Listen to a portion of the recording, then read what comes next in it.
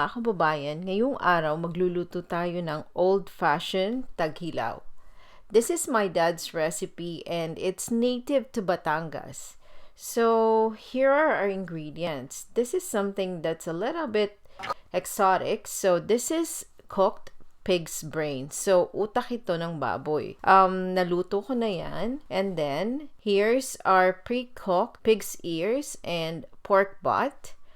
Hiniwa ko na rin siya ng maliliit. And then, we have here salt, pepper, black ground pepper. This is suka. I know you cannot see it, but there's vinegar in that container. And then, this is pork broth. This is a very simple recipe. Crushed garlic and onion and red chili peppers. Let's start cooking. Here is our pig's brain. So, inilagay ko na siya sa Ziploc bag kasi ganito natin siyang lulutuin. And here's our pork ears and we're using pork butt. So, lilinisin lang natin ang ating tenga ng baboy and then hihiwain natin siya sa gitna or gugupitin natin sa gitna para mas madaling maluto.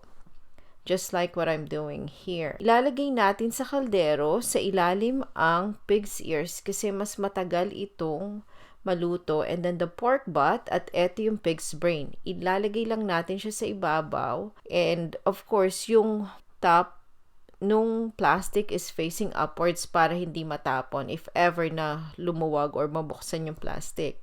Lalagyan na natin ng salt, a generous amount of salt, and pepper. Para habang niluluto natin, meron ng konting lasa ang ating baboy. You have to put a generous amount of water, enough to cover our meat. Pasensya na kayo, for some reason naputol yung clip ko. So, lalagyan lang natin ng tubig na mas mataas kesa sa ating meat. And then from here, pakukuluin natin siya. Now, our meat is boiling. This has been boiling for good 20 minutes. So, lilinisin lang natin. We will skim all the scum on top of the pork while it's boiling. Kasi gagamit tayo ng pork broth from this. So, let's look at our brain. This is now cooked after 20 to 30 minutes. So, we'll remove it. And then we will just leave it to cook a little bit more. Now, luto na rin ang ating pig's ears at saka pork butt. Hanguin lang natin ang ating ulam. Take it out of the pot. Ayan. So, alisin lang natin ang ating ulam sa sabaw. And then, like what I've said, we need a pork broth. Kumuha lang kayo ng 2 cups na sabaw ng ating pinaglagaan ng baboy. Then, set it aside. Hiwain naman natin ang ating pork meat. At this point, it's up to you kung gaano nyo kalaki gustong hiwain ang inyong baboy. You can cut it a little bit bigger or you can make it even smaller. Yung iba, when they have food processor, they just load them in the food processor and let the machine do the trick for them. So, this is something that my dad used to make every time and mostly kapag alam niyang darating ang aking mga tiyo.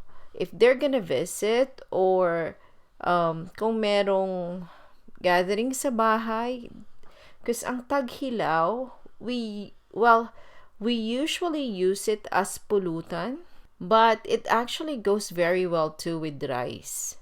Pwede rin siya on those cold seasons kapag naiibig kayong kumain na maanghang. And trust me, if you eat this with rice, like really sizzling hot rice and newly prepared taghilaw, you will truly enjoy it. Every time I prepare this, it actually reminds me of those days na bata pa lang kami sa Pilipinas. I used to eat this a lot. I'll be honest, paborito ko rin to. I never learned how to drink pero malakas akong mamulutan. Mas malakas pa sa mga nagiinuman. Anyway, we will keep on cutting our meat until we're done. I like this a little bit smaller, but it's your own preference. I know some people cut it like lengthwise, mas mahaba ng konti yung cuts, but I like it this way, just like how my dad used to do it. So, after we cut our meat, ilalagay lang natin ulit sa isang bowl and then continue on until you finish the whole batch of meat. Ngayon naman, hihiwain naman natin ang ating mga panglahok. You can see here, these are garlic cloves. So, I usually smash it first para mas madaling alisin ang balat, just like this. Kailangan natin na lumasa ng maayos ang bawat ingredients. So, after I remove all the balat, I would use the garlic crusher. So, eto, crush natin ang ating garlic kasi mas lumalabas yung lasa kapag ka-crushed siya. But you can definitely just slice it into small pieces. Like what I've said, it's your own preference. The measurements of my ingredients is just a guide for you. You have to remember every time you watch my videos. You can always adjust it to your own taste. So, pwede nyo dagdagan or bawasan. Maybe it's better for you to start dun sa konti muna at saka nyo na lang dagdagan. Kasi mas mahirap magbawas kapag sobra na yung inyong seasonings or sobra na yung mga ingredients nyo. It's a lot harder to adjust. Pero kung magsimula muna kayo ng konti and then you add as you go along, that will be a lot better for you. So, eto na yung ating bawang. And then, I use the red onion. Mas matapang kasi to and it adds so much flavor to your taghilaw. You can definitely use the white or yellow onions, but I prefer to use this. It gives a certain kick sa ating taghilaw when you're using the red onions. With the onion, you just dice it or cut it into small cubes.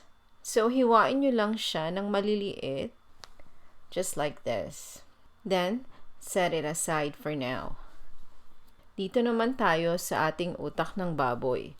So, meron na siyang konting broth. Idagdag lang natin ang ating bawang. I start with the 3/4 ng bawang kong and then table salt, ang ating black ground pepper. Dito ko idinadagdag lahat ng mga seasonings. Ang suka, start with konti muna and then you add on to the taste. Tapos, lalagyan ko lang ng isang sili. Mahina kasi ako sa anghang, kaya isang sili lang ang gagamitin ko. But definitely, you can go through a lot of siling labuyo para mas maanghang. Pagkatapos, hahaluin lang natin ito. Mash the pork brain as much as you can. Yung talagang durog siya. Kasi ito yung magsisilbing sauce ng ating taghilaw. Use the side of your bowl to mash it. Use the side of your bowl to mash it. Just like what I'm doing here. At haluin nyo lang ng maayos para tumalab yung lasa at matunaw yung idinagdag na salt. And then you add some pork broth. More pork broth. Kung tingin nyo malapot, just keep on adding. Ayan, tikman natin. After you taste it before you put it with your meat and then you can adjust the seasonings. Yan, ready na to. Here's our meat. Idagdag na natin lahat ng natitirang ingredients, ang ating garlic and onion. Before we truly mix it, idadagdag na rin natin ang ating sauce. Start with 2/3 of your sauce and see kung enough na yon.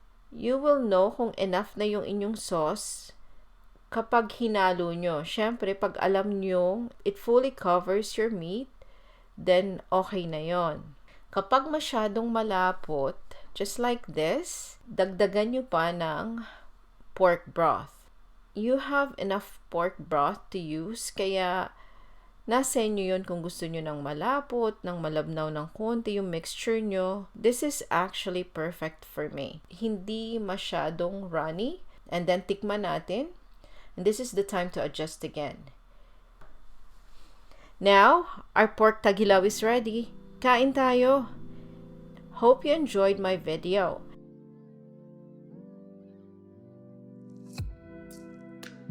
Thank you for watching.